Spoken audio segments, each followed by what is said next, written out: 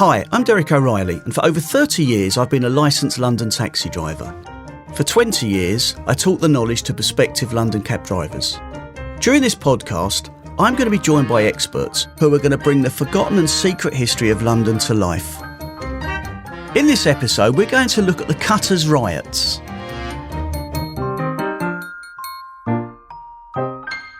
Joining me in this discussion is an old friend. Hello there, I'm David Charnick. I'm a qualified City of London tour guide, but I also guide a fair bit in Tower Hamlets, the original East End, where I've lived all my life. And I also teach tour guiding through the local authority, the council. Good morning, David. The last time you and I met, we were in Isle of Dogs in the East End of London. That's right. So what I'd like to do today is have a chat with you about the Cutter Riots, which I believe sort of took place mainly in the Spitalfields and Bethnal Green area.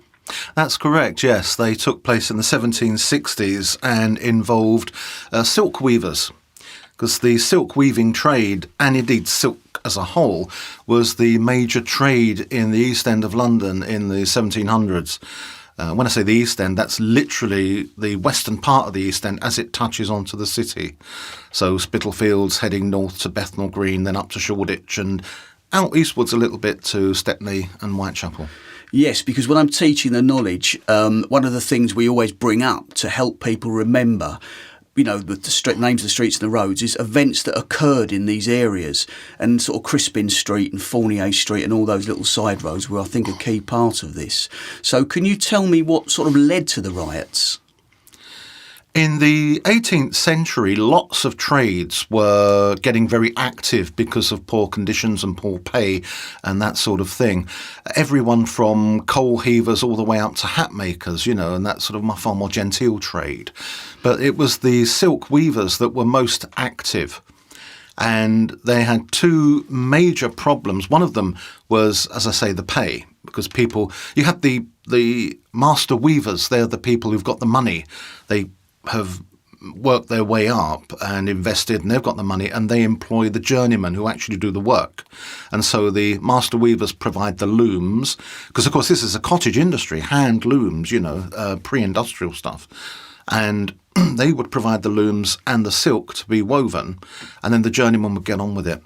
But inevitably they would try and pay as little as possible to ensure the maximum profit. But also, a lot of them were refusing to contribute to the general fund, which was a sort of hardship fund. And that was considered just too much.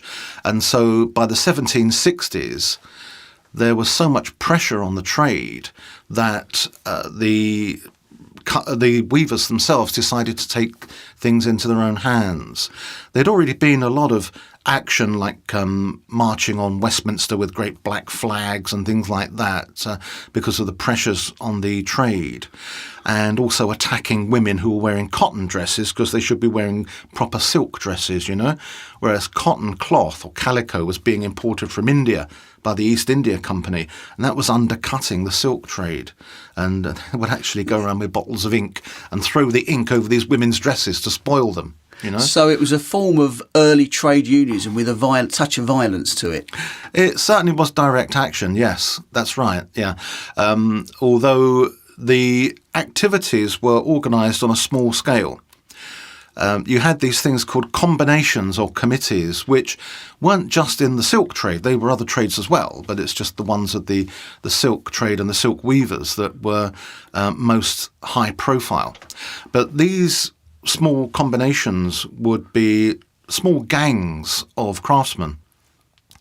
Each one would be associated with a particular pub or alehouse, and they would organise the direct action, which in the case of the silk weavers was to attack looms and literally to cut the silk from the looms, which is why it's called the Cutter Riots. And I mean, were there any sort of secret service or police force around in those days who would have tried to infiltrate them and report back, or how did that work? No, you didn't have any form of policing. The nearest you've got was the watch, which had been, well, the watch goes back to ancient times, but it was the duty of every householder to be a watchman. And so you would walk the streets at night looking out for any disturbance or seemingly illegal behaviour. But a lot of people didn't want to do that. And so if they could afford to, they would pay people to do it for them. So you would get these people who couldn't earn money any other way, and they would be happy to do a year's service for somebody else as the watchman. And so they were obviously incompetent and greedy and so on. And so they were useless, really, mostly. But no, you would rely on information given by either sort of disaffected colleagues. Maybe there was a grudge that somebody held against somebody else, so they would inform, or something like that. Or you would ask people to overhear. You know, you'd listen in. You go to one of these alehouses where a combination was, and they would know who the people were, so they'd try and get close enough to get a bit of an earwig and hear what they were up to, where the next bit of action was going to take place. And did the master weavers and the cutters live side by side in the same streets, the same areas, or did sort of one lot live below the other? The journeyman weavers, the people who did the work, they were living in those traditional weavers' cottages, which you don't really find in Spitalfields anymore, but there's quite a few in Bethnal Green in various states of preservation. And that was where you lived, and that's where you did your work. So you had these characteristic big windows with the humped tops to get in as much daylight as you could, because they couldn't use artificial light, because that would mean candles or lamps which could smoke, and you'd literally weave that into the cloth, and you didn't want that. Whereas your master weavers, the people with the money, they were settling into these new houses in streets like Fournier Street and Wilkes Street and Princelet Street and Hanbury Street. If you go down there now, you can see these terraces of what were once fine Georgian houses. So they were the townhouses of the master weavers, because they had the cash. And so you would get developers who would demolish streets of these weavers' cottages and then erect very nice terraces of Georgian townhouses. And that's where the master weavers and the silk merchants and so on as well, who sold the cloth, and they would live there. They would rent those houses. And so the workers, as it were being pushed further out, up to Bethnal Green and Shoreditch and so on. Okay, yes, because obviously when you're driving around there's Fournier Street and some of those little side streets, the houses have been preserved there, and they're quite fantastic to see, and they're dark and dreary now, but there's still something special about them. Now, leading on from that then, so how did the strikes start to collapse? What sort of stopped it? Violence, really. There was a raid on the 8th of August 1769, Thomas and Mary Poor, PWR, who lived on Stocking Frame Alley, which was near Cock Lane, which is the western part of Redchurch Street now, coming off of, or between Bethnal Green Road and Shoreditch High Street. And they were visited by one of these combinations. And as usual, what would happen was the combinations would go armed, and they would either persuade the journeyman to let them in, or if they couldn't do that, they would threaten them and force their way in. And then they would attack the looms that belonged to master weavers who, as I mentioned, either weren't paying properly or weren't contributing to the general fund, or both. And so they attacked the looms belonging to a man called Horton. And nothing was said after that until Louis Chauvet, who had a manufactory making silk handkerchiefs on Crispin Street, he put up a reward pot of £500. And 1769, £500 is a serious amount of money. And suddenly, Mary Poor's memory got better, and she couldn't read or write, so she found a friend who could and dictated a letter to her, and two men were arrested in consequence, John Valine and John Doyle. And they were convicted, in spite of evidence, in October of taking part in this raid. And they were hanged outside the Salmon and Ball on what's now Cambridge Heath Road in December 1769. And then after that, another man was convicted, William Horsford, and he was hanged at Tyburn, out at where Marble Arch is now. And this led to a small spate of hangings which came to a head with the lynching of a man called Daniel Clark, who seemingly was being paid for giving his evidence at these trials. And so he was walking along, and suddenly people were following him, and that gathered into a mob, and they sort of shepherded him down to what's now Cheshire Street, used to be Hare Street, where there was a brickfield. And they got hold of him. By the time they got to the brickfield, they got hold of him. They stripped him down to his underwear. This is April 1771, and by account of various witnesses, it was snowing, so freezing cold. And they chucked him into this pit of water, because being a brickfield, it's all clay. There's no drainage. And so they chucked him into this pit of water and started throwing things at him, bits of wood, but also broken bricks, spoiled bricks, or brickbats as they're known, half bricks, and just throwing them at him, pelting him away, and basically killed him. And so this was a lynching, and 2 men were convicted of it, and they were hanged just by St Matthew's Church there, the original parish church of Bethnal Green. Right. So why did they not hang everybody at Tyburn? Why, for example, with Doyle and his compartment not hanged at Tyburn? Well, they hanged most of them at Tyburn, but Verleen and Doyle were to be hanged at Bethnal Green because that was at the heart of the weaving trade at that point. Okay. And so they wanted an exemplary execution. And so they were to be hanged at the middle of the community. And that's why it took 2 months, more or less, before they were hanged, because they needed permission from the king, because the traditional place of execution, as you say, was Tyburn. But they wanted to hang them out there. And the alderman of the City of London and the Lord Mayor wanted the king's approval, just in case anyone said to them, well, you can't do that, you've got to take them back to Tyburn. And it took time. And the whole community sort of gathered to watch them hang, or no, not in a good way, obviously, when they were putting up this portable gallows outside the alehouse, as it was then. The crowd was gathering and the mood was turning nasty. So they were supposed to be hanged at 11 o'clock, but they turned them off early so that they could get them hanged and get out before the mob got too big, because they had a file of soldiers with them, but even so, it wouldn't have been enough to have kept the mob back. The mob, would that have been formed from other trades as well as weavers and cutters? Would they, like unions today would stick together? Did that happen in those times? It would have been the whole community, yeah, because these 2 men were part of the local community. Right. So they would have turned up, not because they were sort of fellow weavers or whatever, but they were just fellow locals, right, neighbours. Yeah, absolutely. So, yeah, and when the 2 had been hanged, the bodies were taken away quickly, and they thought, well, just leave the gallows, we haven't got time for that, get the bodies out quick. And so the people stormed the gallows, smashed it up, and then off they went down Bethnal Green Road to Crispin Street, and they sacked Louis Chauvet's handkerchief manufactory. This is when he had ripped everything out, chucked it out the front and burned it in a great big bonfire, which was what you did in those days. You attacked a property by ripping everything out that would burn and making a bonfire outside. And how did they decide who was chiefly responsible for the demise of Clark? They didn't. There was an investigation which was inconclusive.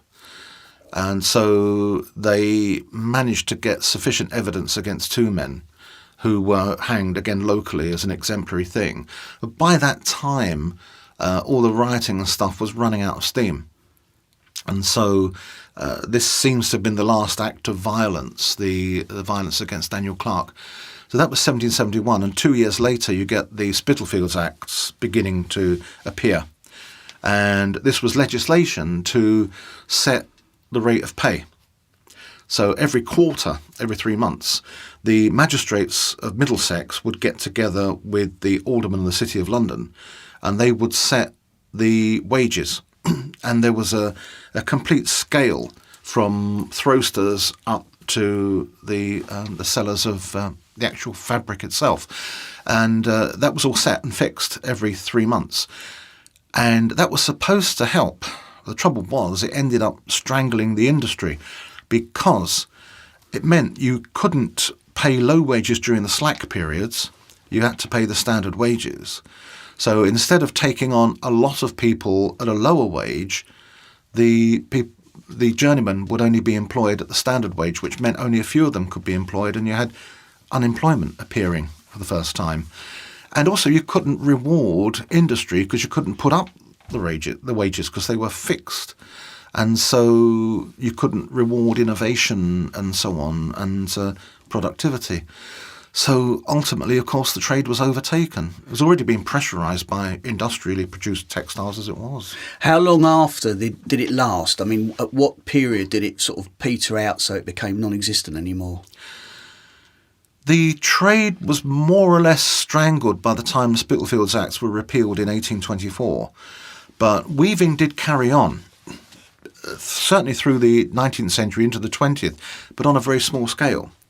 In 1860, locally to me, what used to be the local parish church, St Simon the Zealot at Bethnal Green, that was actually demolished after the war, in the Spectator magazine, a contributor had gone down there in 1860 to follow the local vicar, because there was a lot of worry about how the Church of England was putting funding into missions overseas and neglecting its own outreach locally. And so this man went down and followed the Reverend Christie, who was the local vicar, and his wife through a day's work. And one of the things they did was to visit local weavers. So we know there was certainly some weaving going on in 1860, but at a much smaller scale. I mean, during the time of the 18th century into the 19th, you had thousands and thousands of weavers' cottages in Bethnal Green. It was so widespread. But by the late 19th century, you've just got handfuls. And so that was the end of the industry. Very much so, yeah. Although, of course, it would have been difficult to sustain because it was a cottage industry. Even with the number of people you had doing the work, it was still a cottage industry with hand looms. Whereas in the West Midlands and the North, you're getting all the factories appearing and certainly the mills of northern England producing huge amounts of cotton cloth.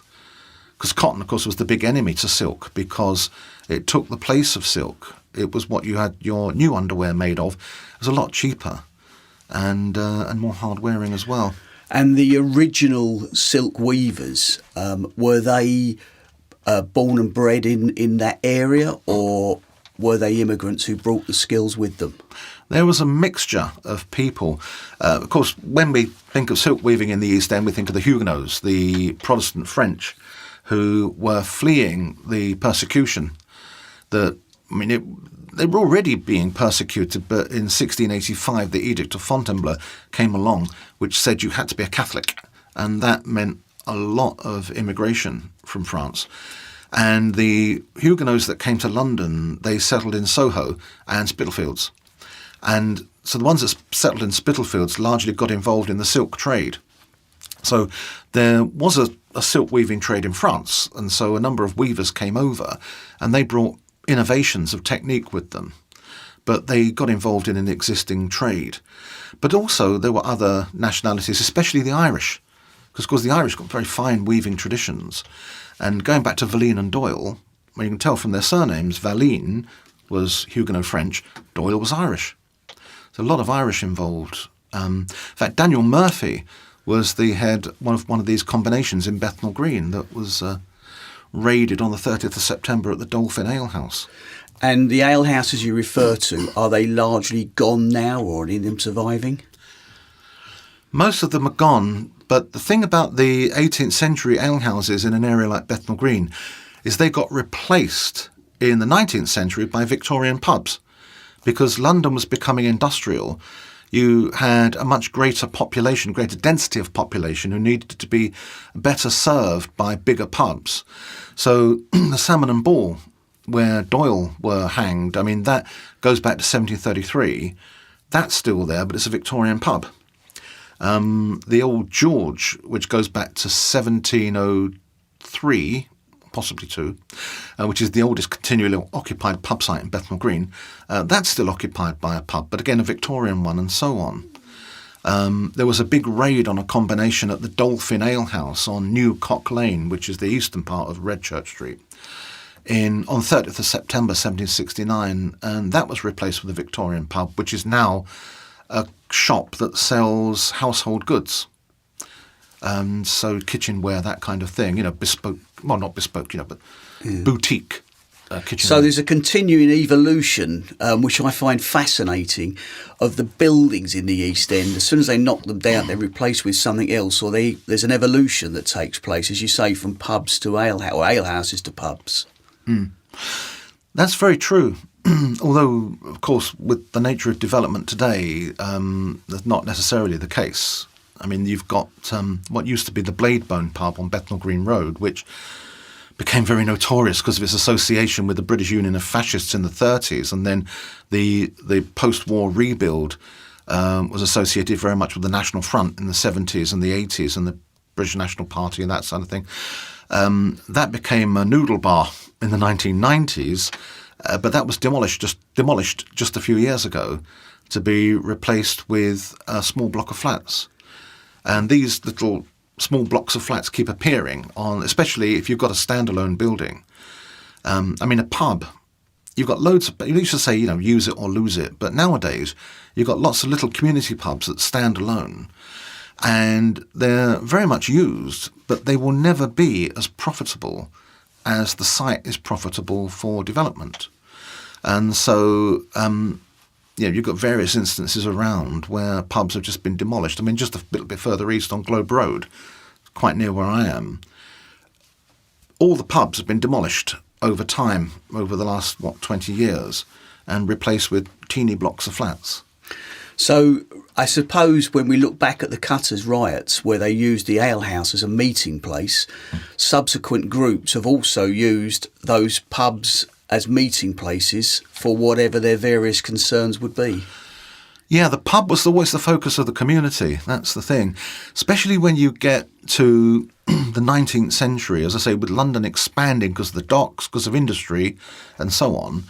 And you've got landlords or developers who are throwing up these terraces of houses.